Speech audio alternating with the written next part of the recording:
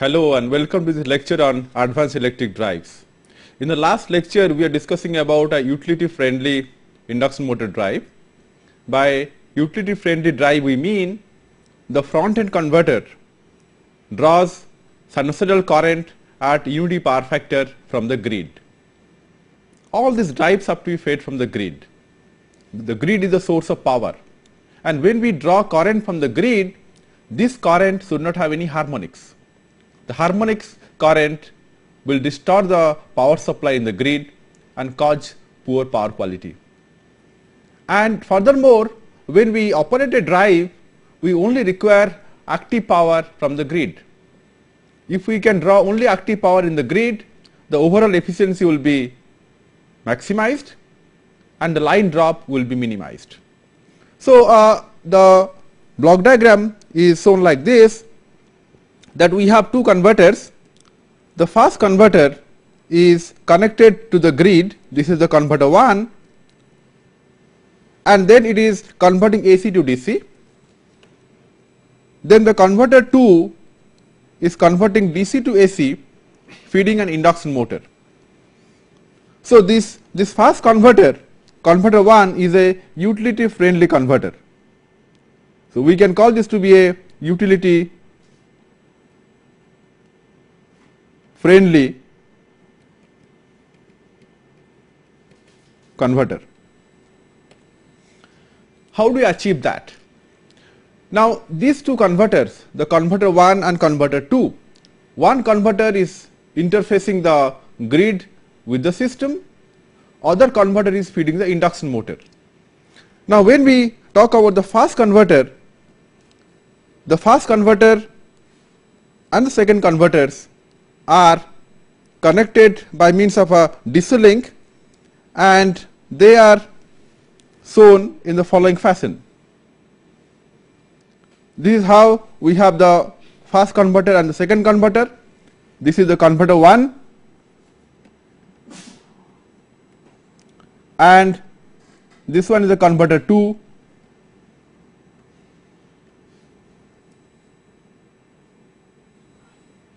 The first converter is interfaced with the grid, and it is basically a bidirectional converter. It is capable of exchanging power with the grid in a bidirectional fashion. It can draw power from the grid, it can also feed power to the grid. And what we do here, the input current what we draw from this, we have three phases here: phase A, phase B, and phase C. The phase A current is ISA, phase B is ISB, and phase C is ISC. Now, these three currents are sinusoidal in nature. These currents are sine waves. When the currents are sine waves, the power quality is better, and we say that the drives are utility friendly. Furthermore, the current and the voltage are in phase. If this is the current, we have the voltage, and the V and I are in phase. It means the input power factor is 1. So, we are only drawing active power from the supply. That is the concept of utility friendly drives. The drive is not going to pollute the power system. It is friendly with the grid, friendly with the power system, and hence we call this to be a utility friendly drive system. So, it is not drawing any harmonic and the power factor is 1. Now, to achieve that, what we do here, we keep the DC link voltage constant. This voltage is kept constant, and that is basically kept constant by a closed loop control.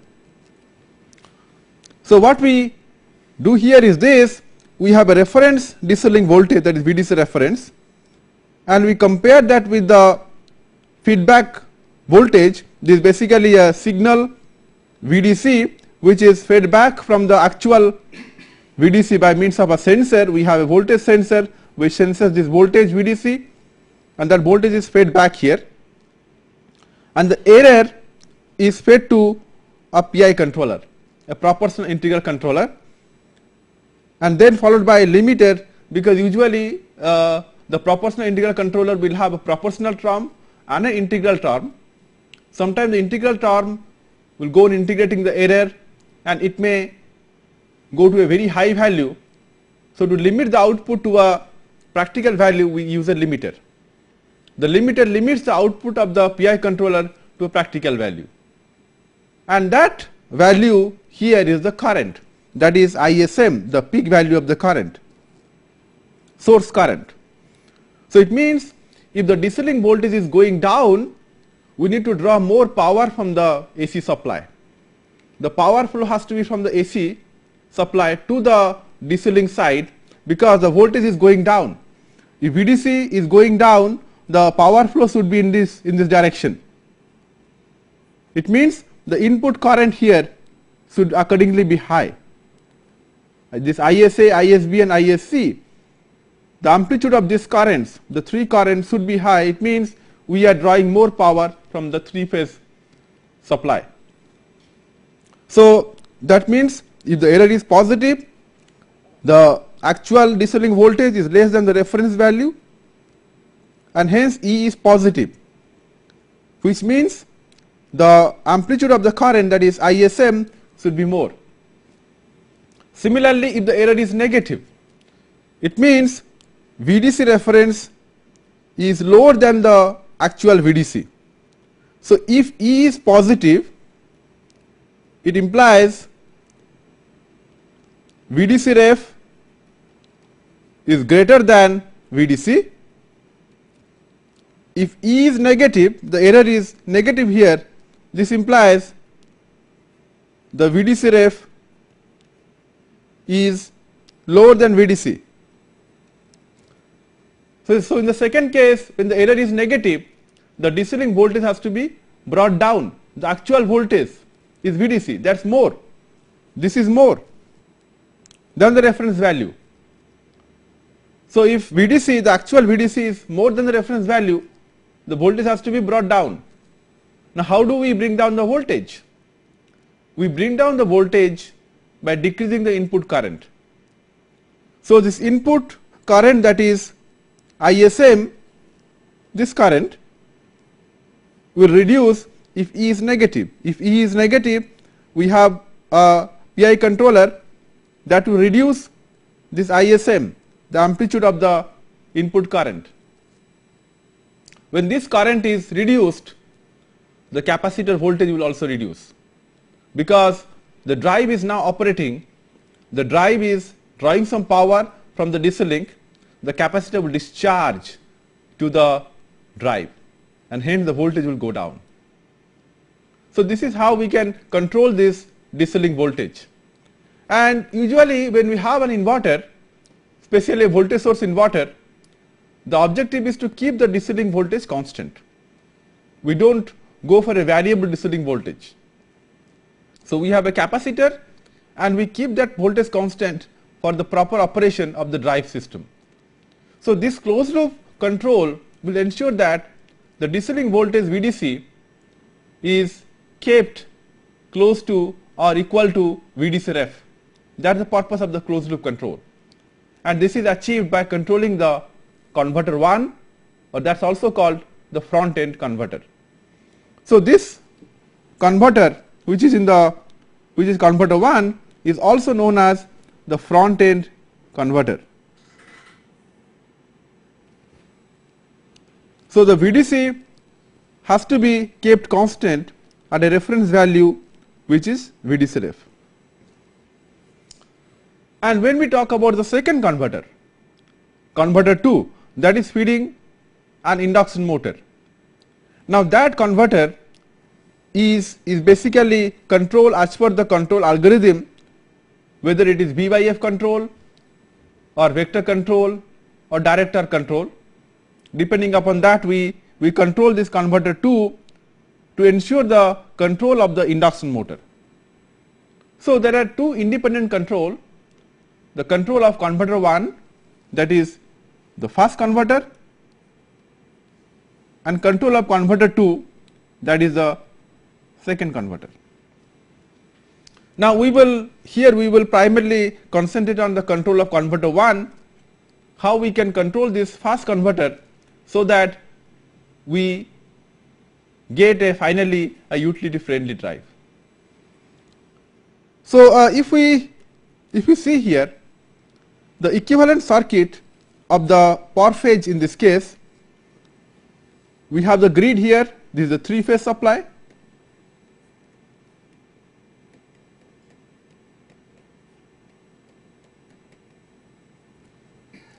and then in each phase we have some inductor. This inductance is having a reactance of omega L. Omega is the angular frequency, that is 2 pi f. Then these are connected to the converter in this case.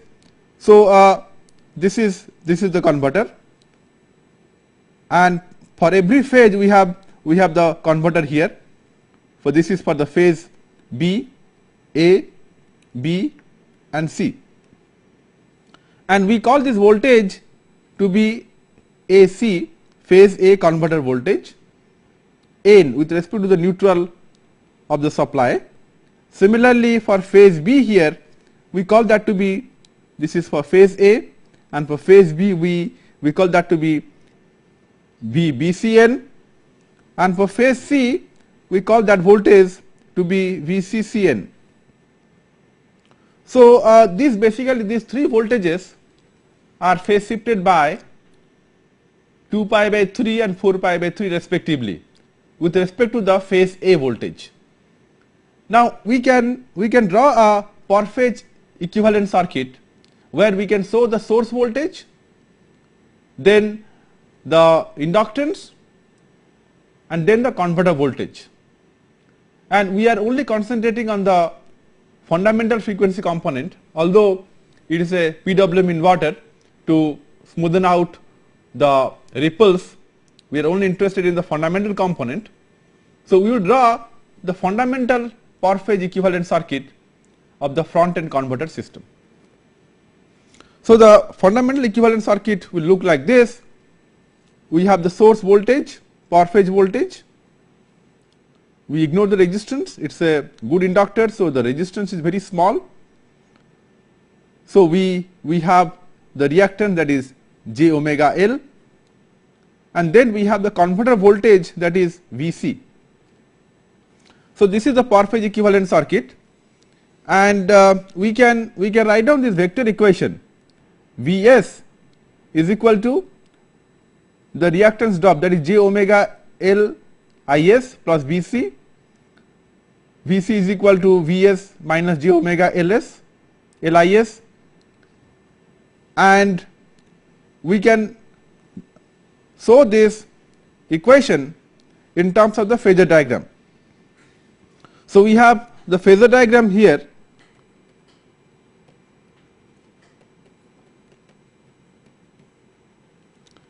and this is the phasor diagram for the motoring. The power factor is going to be 1, and for the motoring the power is coming from the AC side to the DC link. The motor is drawing the power, and hence the power is coming from the AC source. The AC source in this case is a 3-phase source, and the power factor, the input power factor is 1, cos theta is 1 or theta is equal to 0. So, if you put the input power factor angle theta equal to 0 and complete the phasor diagram, we get the following diagram. We have the current here Is, this is Is, and the voltage here is Vs, they are in phase, and we have to find out what is Vc, is the converter voltage, that is as per this equation, that is Vs minus j omega L Is, that is equal to Vc. So, this is minus j means lagging this current Is by pi by 2. So, this is minus j omega L Is, and then we are adding that to Vs to get what is Vc, the converter voltage. And when we get the converter voltage, we can control this converter as per the voltage obtained. So, basically what we are trying to do, we are trying to calculate the converter voltage in this following fashion. Now, this is for the motoring. For the braking, what happens? and we aim for a regenerative braking. In regenerative braking, the motor kinetic energy is fed back to the supply. So the AC grid now is not delivering power, but is receiving power, and the power factor is negative. And when the power factor is negative, the power flow direction is reversed. Now in this case, cos theta is equal to -1. So we are receiving active power from the motor side or from the converter side. So if we put that condition here, if theta is equal to, if cos theta is -1, theta is naturally 180 degree. That's what we have shown here. So this is the voltage, and we have the current here. Is is phase shifted from this by 180, and similarly we have the Vs, the voltage here, and then this is the reactance drop, and then we have the converter voltage. So these are basically the phasor diagrams, and we are talking about the RMS quantities and the phasors. They are not the actual variables. So what we need to do when we want to control the actual converter, we have three different phases: phase A, phase B, and phase C. We need to convert the phasor quantities to actual time varying quantities. Now how we can do that? Let us take the first equation. This is the equation that we have. Vs is equal to j omega Ls plus Vc, and then we have Vc is equal to Vs minus omega L Is. Now let us assume here that we are only talking about phase A. Now if we talk about phase A here, we can write down phase A voltage, source voltage, Vsa with respect to neutral, that is equal to some maximum voltage Vsm or Vm into sin omega t. What about the current in the same phase?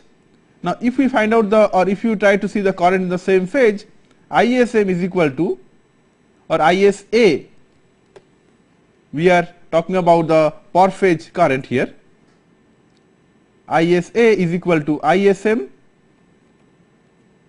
sin omega t, because the power factor is 1. So if we know Vsa and Isa, they are basically instantaneous variable, they are function of time. We can convert this equation 1 to the time varying equation. Now we can rewrite equation 1 for phase A in terms of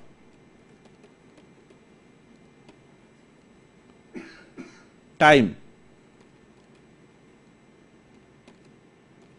It is a phasor equation, we want to write it as a function of time.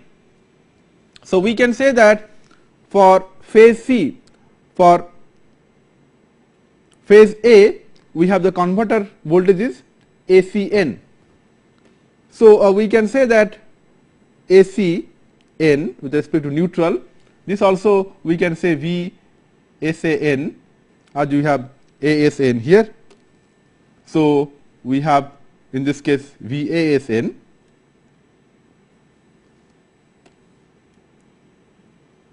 ASN. So we can write here that's equal to VASN minus this J, means it is basically a phase shift by pi by 2. So whatever is the current here, we will shift it by pi by 2 and put it here. So here we have omega is the frequency, angular frequency, L is the inductance of the link, this is the inductance here, omega L, and then we have Is corresponding to phase A, will have Ism sine omega t, and we have a j here.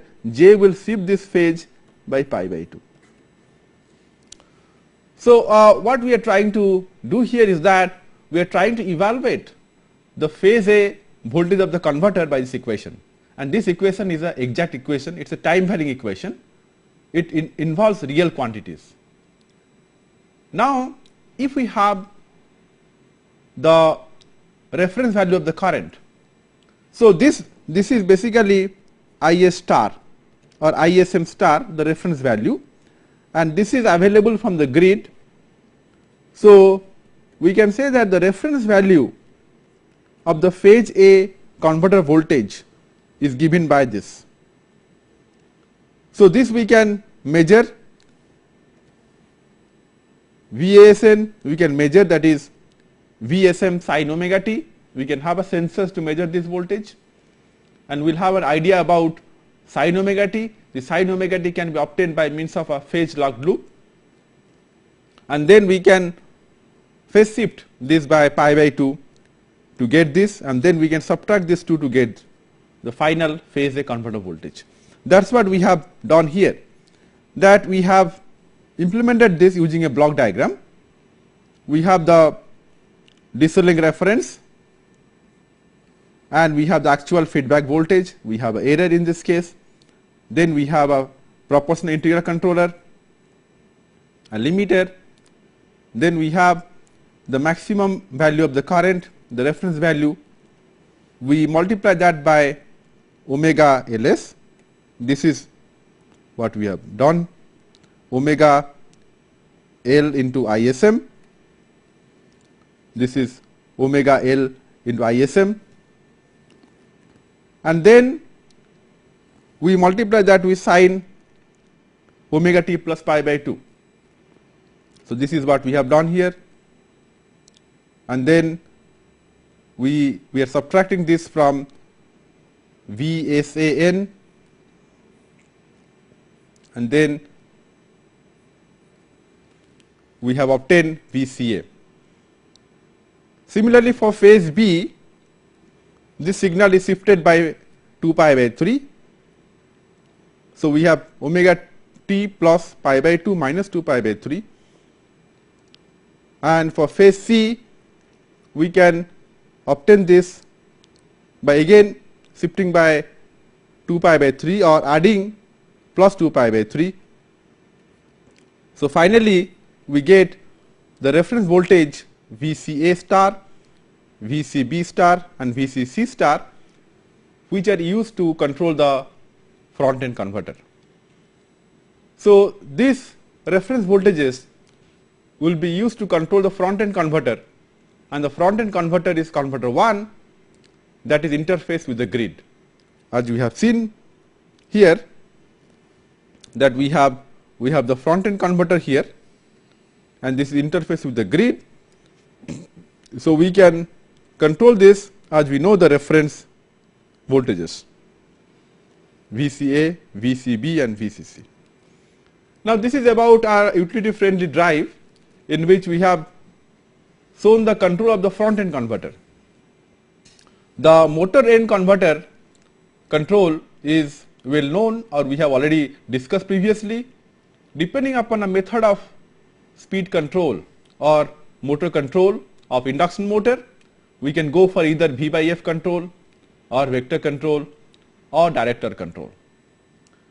So, these drives are high performance drive, in the sense that these are applied for those applications where we need good torque and speed response. So, these are high performance drive system.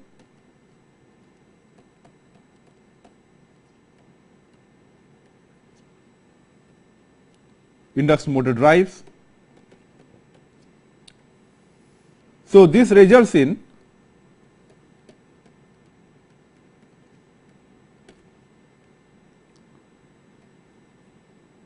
good input power factor,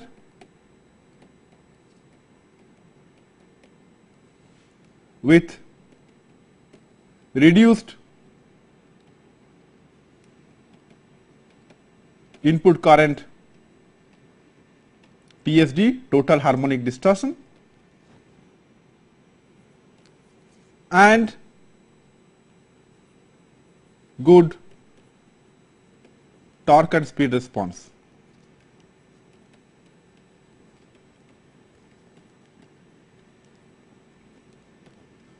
And these drives are basically used for medium power application because we have only shown a 2-level converter. So, largely whenever we use the 2 converters using 2-level structure, by 2-level we mean the voltage output can either be plus VDC or 0. So, these converters are 2-level converters, and these drives are used primarily in medium power application.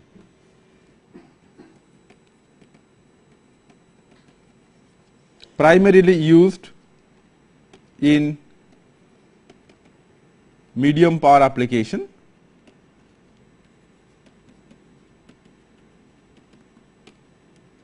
As the converters used are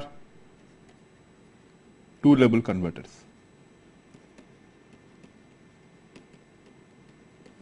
Because when we have a system like this, a phase of this converter, say for example we have 2 IGBTs and we have 2 diodes here, and the input is VDC,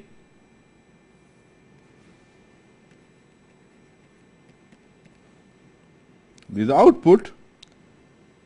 Now we can say this is basically the positive bus P, and this is the negative bus N, and this is suppose phase A. Now if we say, if we try to evaluate what is VAN, we can call this to be S1, the switch 1, and this is S2, the switch 2. VAN is equal to plus VDC when S1 is on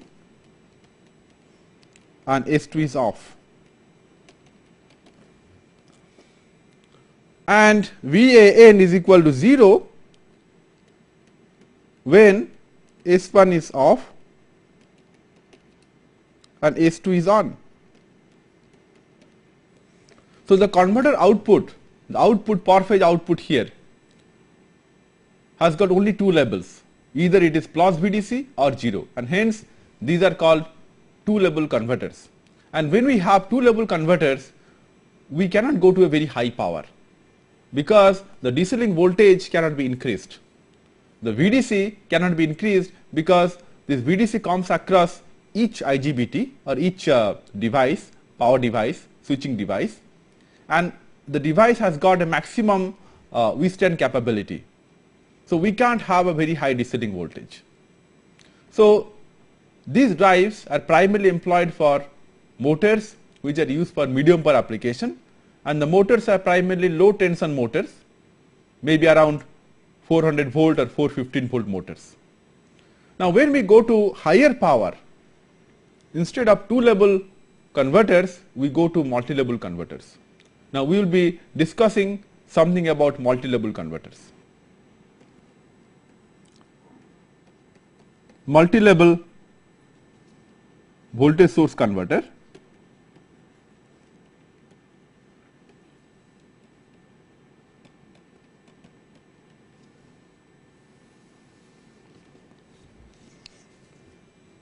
So, primarily what we have here, the multi-level converters means we can apply more than 1 levels, more than 2 levels. It can be 3 level, it can be 4 level, 5 level, and so on. So, we start with the minimum level. The minimum one is a 3-level converter. So, these multi-level converters are classified into primarily into 3 categories. The first one is called a diode clamp multi-level converters. So, we start with the first one, diode clamp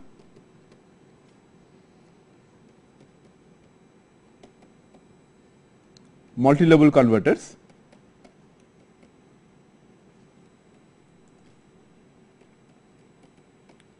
or if we are talking about only DC to AC converters, we can say that multi-level inverters. So we can say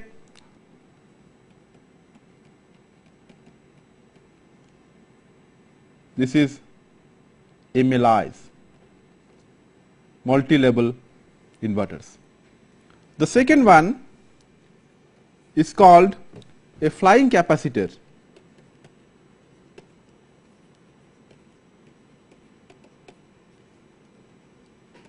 Multi-level inverter.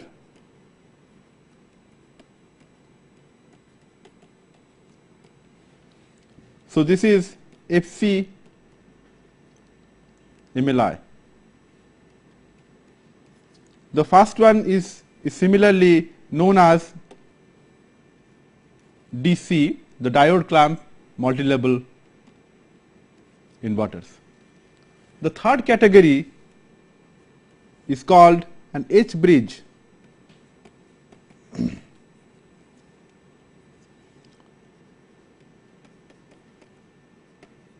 multi-level inverters.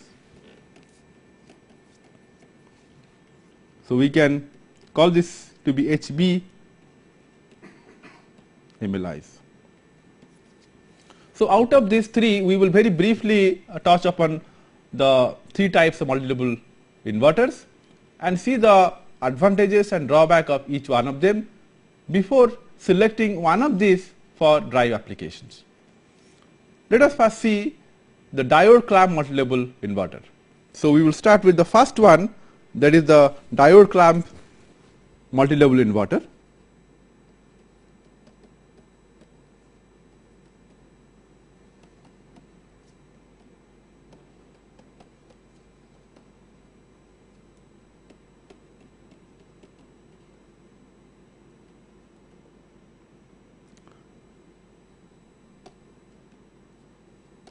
That is DC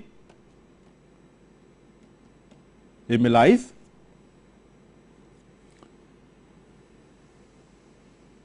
So we will first take a three-level topology.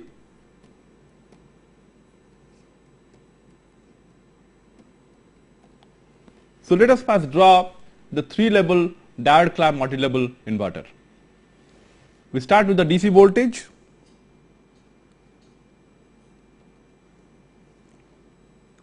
And this DC voltage is connected to two capacitors like this, and then we have four switches here, 1, 2, 3 and 4. They are IGBT switches.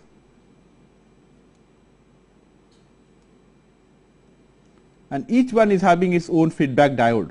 Each switch is having its own diode.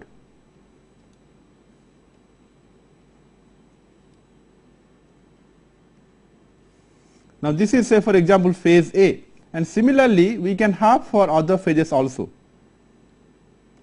This for phase A, and we can have similarly for phase B and phase C respectively.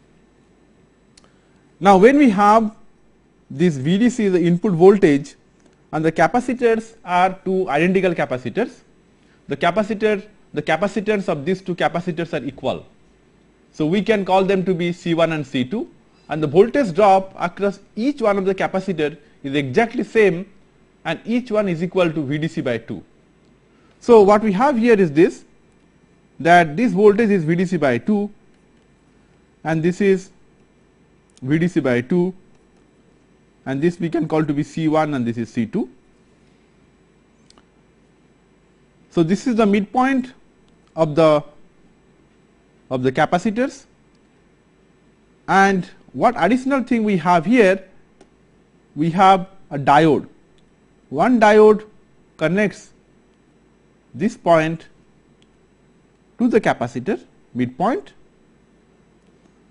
other diode connects this point to the midpoint in the following fashion. Now these two diodes are additionally present here, and these two diodes are called clamping diode. Because of these two diode structure, sometimes this type of multi-level inverter is also called neutral clamped multi-level inverter, because this point, the midpoint of the capacitor, is called the neutral point. It's having 0 voltage. So we can call this to be O, point O, and this diodes are clamping this point to the 0 voltage.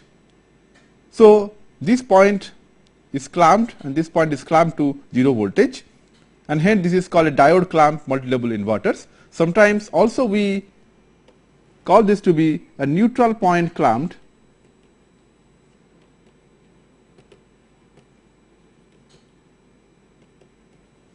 multi-level inverter.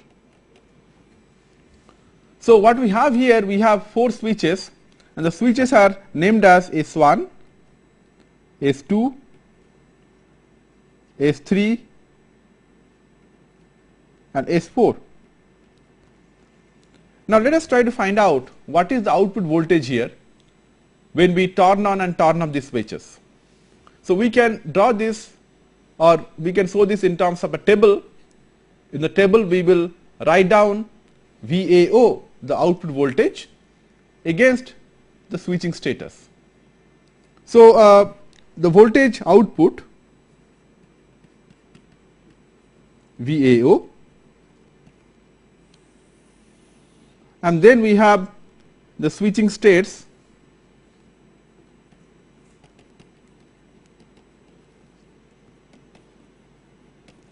and the switching states are, we have S1, S2, S3 and S4. So we have 4 switches here.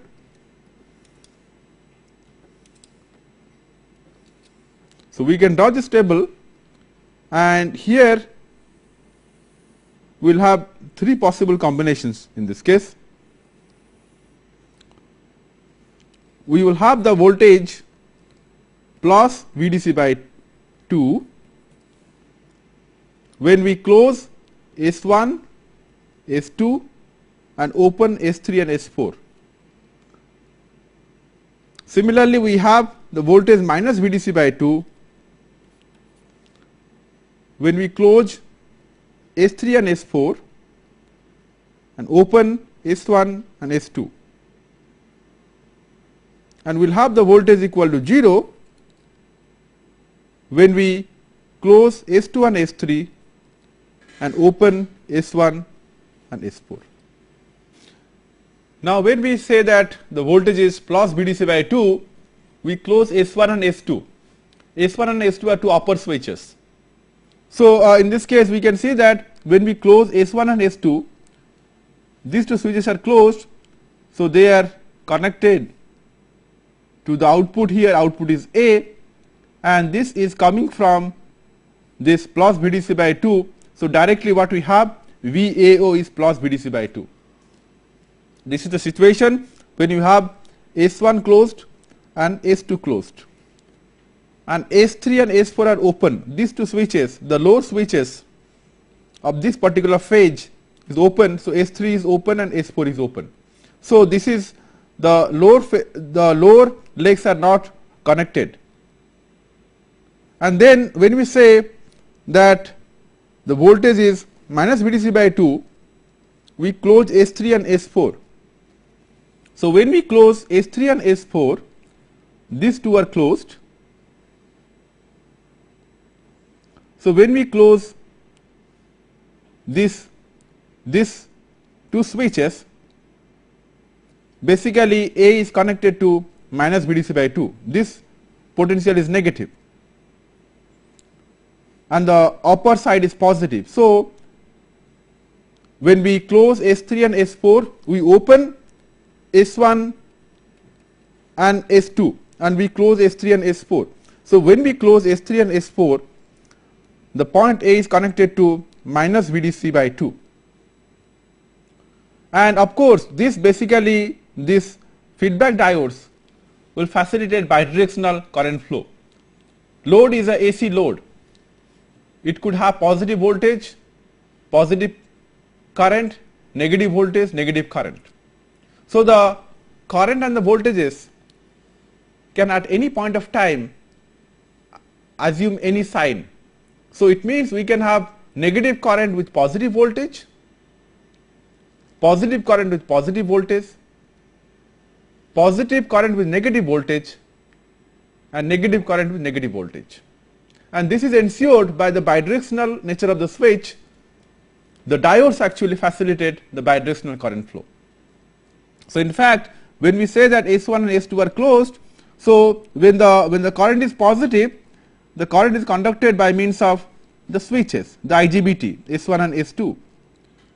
And when the current is negative, this D1 and D2 will be taking this current, and hence we have a bidirectional flow of current. Similarly, when we close S3 and S4, if the current is negative, they are conducted by S3 and S4, and when the current is positive, positive means it is coming out. This is basically, we can say this is IA. So if we say that IA is positive, it is coming out. So if it is coming out, this will be carried by D3 and D4. So we can apply plus BDC by 2 and minus BDC by 2. What about zero voltage? The zero voltage can be applied when we turn on two intermediate switches. We have S2 and S3. When we turn on S2 and S3, we get zero voltage. So when we turn on S2 and S3, it means we turn on this switch and this switch.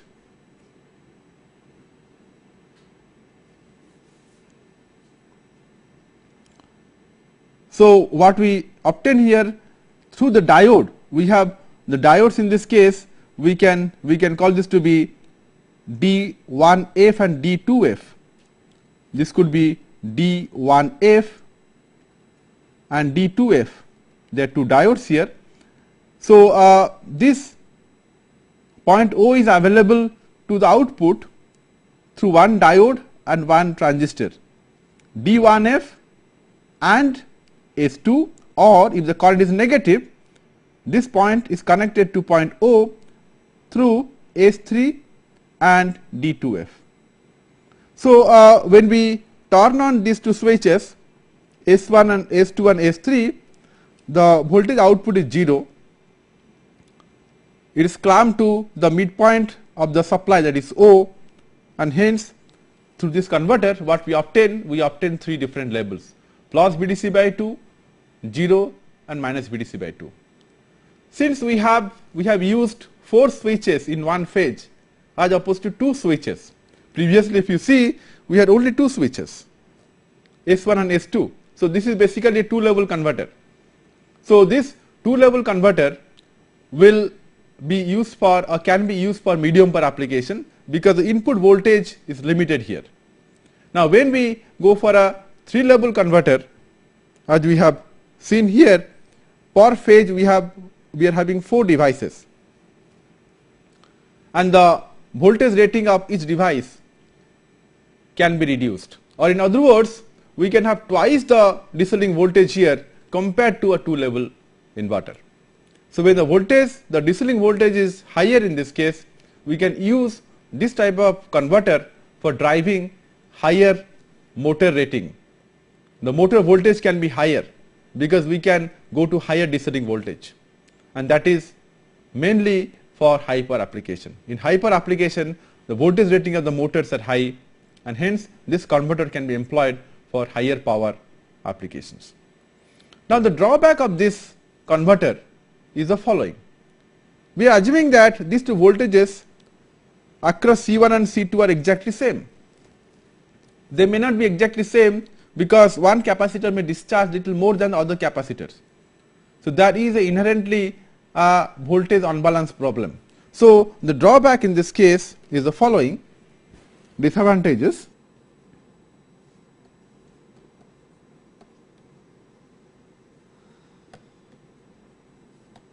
Of diode clamp multi-level inverter.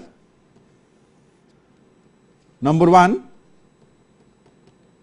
voltage unbalance in the DC side across the DC side capacitors, across the DC link capacitors. So this is actually the main drawback, that we have unbalanced problem in this case, and this has to be tackled by some other means. And then unequal voltage rating of the diodes here. So we can say here that unequal voltage rating of the diodes and more number of devices.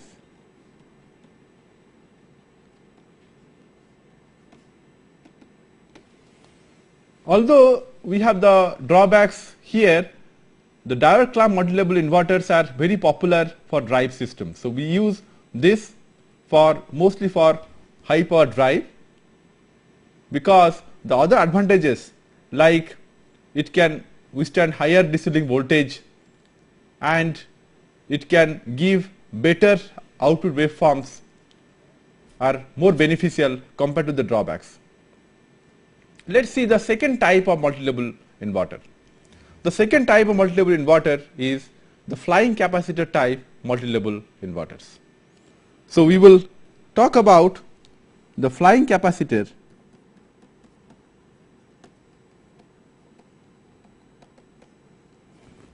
multi-level inverter. So this is FC MLI. So we will again take a 3-level structure. The voltages are basically 3 levels. The output voltage can have 3 different levels, and see a Parphage structure of this 3-level inverter. So we will again take a 3-level FCMLI.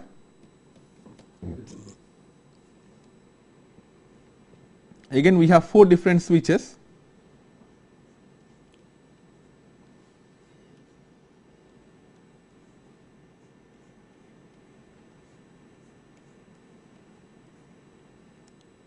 So these are basically the IGBTs, and each IGBT is having a diode here.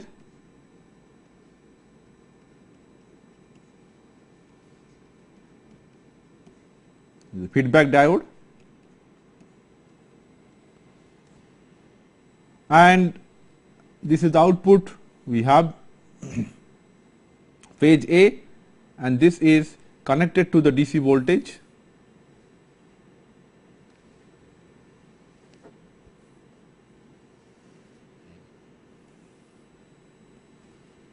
VDC.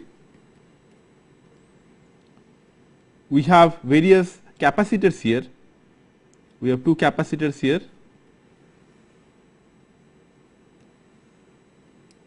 C1 and C2, and these voltages are VDC by 2, this is VDC by 2,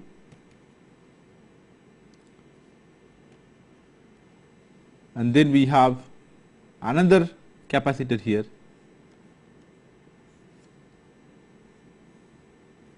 this is C3, and this voltage is VDC by 2, and the switches are S1, S2, S3 and S4. The 4 different switches, and we have the capacitor arranged like this, and this is the voltage, that is VA, and we can connect this voltage to the load. This is a Parphage circuit, and what we do here, we measure this voltage with respect to the input neutral point, and the neutral point is the midpoint of the capacitor C1 and C2, and that is VAN. Now here also we will have 3 different labels for the output, and these 3 different labels can be obtained by various switch combinations. Let us have a look at the various switch combinations. Those can be used for obtaining 3 label voltages. So we have the voltage here VAN, and the switching state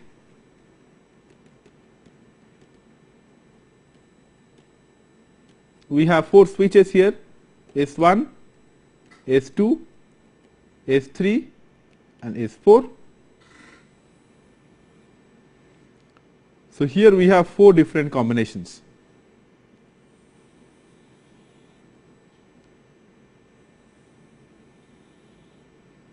So we can have 4 different combinations here.